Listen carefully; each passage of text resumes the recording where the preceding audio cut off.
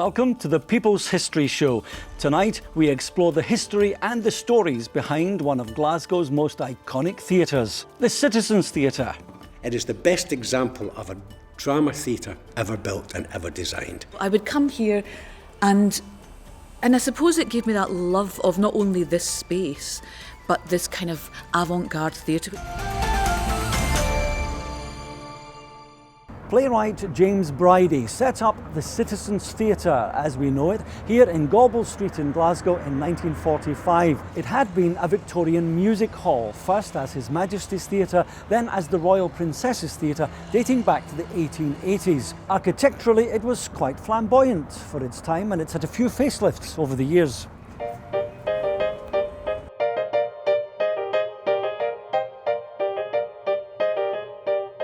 And the time has come for the biggest facelift of all. It's all set for a multi-million-pound refurbishment to bring it formally into the 21st century. The challenge is to maintain the history, the heritage, and the heartfelt love for this unique little theatre that's become affectionately known as the Cits.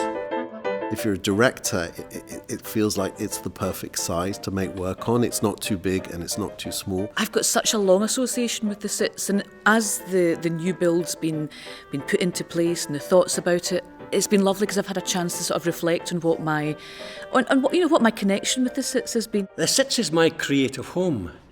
It's where I spent my 10 formative years here. It was my happiest time, it was my most creative time, it was the most anarchic and exciting and revelatory time I've ever had in the industry. And I've been doing my job for, 40, 50 years. But this theatre itself, I'm not talking about the company, I'm talking about the physical theatre, the Citizens Theatre smack in the heart of the Gorbals. It is the best example of a drama theatre ever built and ever designed. It is a perfect example of it. The way it is constructed, for a start, the stage is small but big enough to put relatively large-scale productions on it. It has a natural rake, so when you come on the back of the stage, you're walking down into the audience, which gives you a wonderful, wonderful entrance. It is large, it's on 3 levels, but it's intimate. You feel the audience are coming right round you, they're underneath you, and they're on top of you. So you can take your voice down to a whisper and still be heard at the back of the gods. The original theatre on this site, His Majesty's, closed within a year because of bankruptcy. At that time, 1878, it was one of 4 theatres in the Gobbles area. What's now the O2 Academy, the Coliseum, and the Palace, which was right next door to His Majesty's and shared these magnificent columns from the Union Bank in Ingram Street. This building has the most complete working Victorian theatre machinery in the UK and is the second oldest operational theatre in the UK, beaten only by Leeds Grand, which opened just 6 weeks earlier. It's the only theatre in Scotland still using its original machinery under the stage.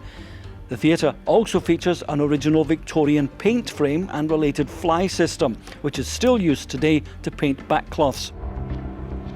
In 1880, it was proudly reopened as the Royal Princess's Theatre, which was designed by Campbell Douglas, who happened to be a friend of Alexander Greek Thompson.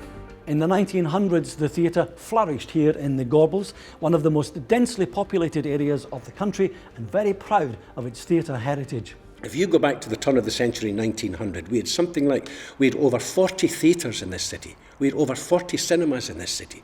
Now, per head of population, we had a population of about 1 million people in those days. But per head of population, we had more theatres and cinemas than any other city in the world. Now, that's quite extraordinary. We had I don't know how you explain it, but Glaswegians in particular have always had a great love of the live performance and then eventually of the cinematic performance. And that's still there today. We have maybe about 14 theatres in Glasgow, and for a city of its size, we have a population of 600,000 people. That's still an extraordinary amount of performance space we have.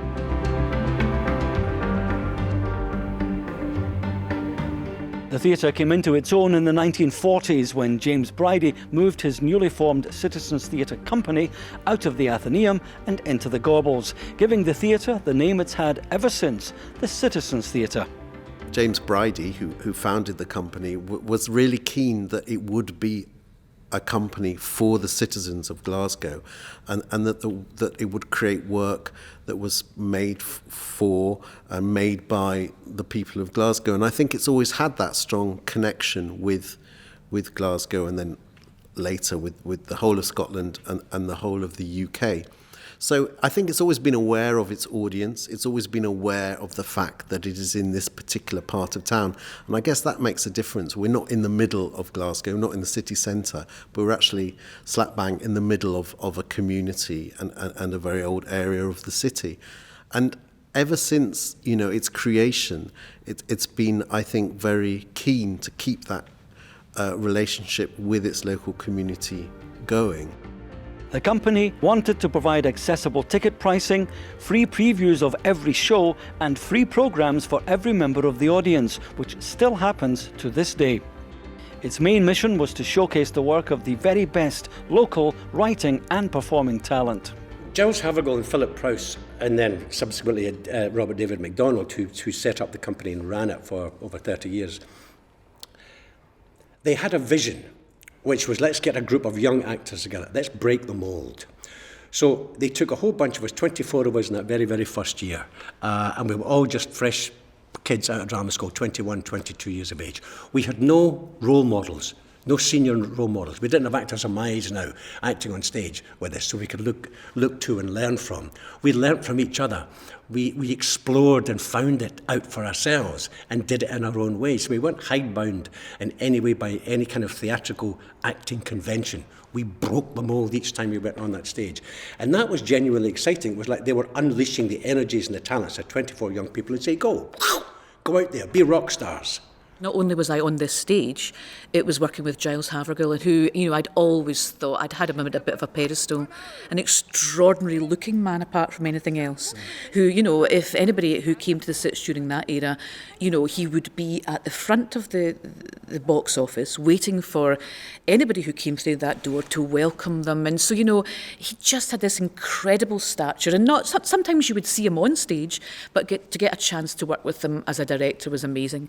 And he had this kind of almost like a chess game, he had everything worked out in the detail, and the way that he worked was quite extraordinary. And he would allow you to find the character or whatever, but he also knew exactly what he wanted. We haven't actually improvised this, although there are certain little bits which are improvised. I haven't in this play, though I do sometimes, used improvisation as a way of getting into a scene, though there are some little bits where I've said, just do what you want there. Roughly speaking, this is about this, but these are tiny moments. If you saw them, they're very small moments. How open I am to suggestion, you have to ask other people. I would think probably not at all. In 1977, the City Council gave very short notice of its order to demolish the Palace Theatre, which stood here before it was the Cits car park. Ironically, the closure of the Palace gave the Cits some of its most distinctive features. The staff at the Cits refused to let a good thing go to waste and set up an operation to rescue the four muses which stood proudly above the palace, as well as the statues of Robert Burns and William Shakespeare, and those very distinctive elephants from the foyer. I think because it's always been aware of the fact that it's for its local community means that, whenever there has been the possibility of it closing, there's been a really kind of loyal, vocal resistance to it ever changing being what it exists to do. And I think that sense of it belonging to the city is really part of who we are as a theatre. 69 to 79 I was here. In 69 the Gorbals was still in existence, the complete Gorbals. There's a wonderful community full of really, really colourful and rich characters. We got to the stage door by going through a close, through a tenement. You went out into the back court and then up the wee steps and then in through this tiny wee door, and you suddenly enter this magical world of a Victorian theatre with its gold leaf and its gilt and its red and like the colours, the shapes, the cornices, the chandeliers, even the seats, the smell of it, the stour was there. Already it was seeping into your bones just as you walked through the door. So you couldn't help but be infected, to be imbued by this and by the ghosts of all the performers that had been before. The drama club at Hunter High in East Kilbride, which is just up the hill, used to bring us here. And we would see extraordinary productions by Noel Coward and Bertolt Brecht, and it was Giles in his heyday, and it was positively jaw-dropping sets. And I suppose it gave me that love of not only this space, but this kind of avant-garde theatre, which was really, really European. So I was kind of afforded that at a really young age, and then kind of aspired to be on this stage from that point on. And that, and then I got in tow with Tag, which was their touring company. And so, I've had such a sort of nice, from childhood actually, right up until now, until most recently, where I'm still involved with the company. So it's been a really lovely part of my life, actually. I mean, it's special to me in so many ways. It's because I was an usher here, and I met my partner here. He was an usher even before I worked here. I met him here. He was an usher here when he was at art school. So to me, the Cits, I feel as if I've lived in the Cits for a good 20 years or something. But it's all good. It's all been happy times. In a previous life, BC, I call it before children, I was an actress, and I did tread on these very boards with Craig Ferguson. We did a show here in 1993 and called Accidental Death of an Anarchist. So I know what it feels like to be on the stage and work around the building. I feel as if I know the whole building very well. Coming up in part 2, we hear more memories from the theatrical royalty who've taken to the Cits' famous stage. I played the part of the violinist, Charles Morel, and that's really how it started. And look ahead to the next chapter in the evolution of this remarkable venue. Join us for more in part 2 of the People's History Show.